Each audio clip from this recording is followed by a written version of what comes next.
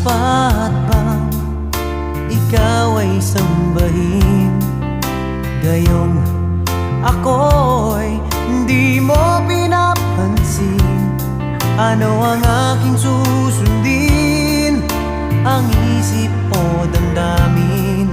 Sa tuwing nakikita ka, ako'y nangangamba.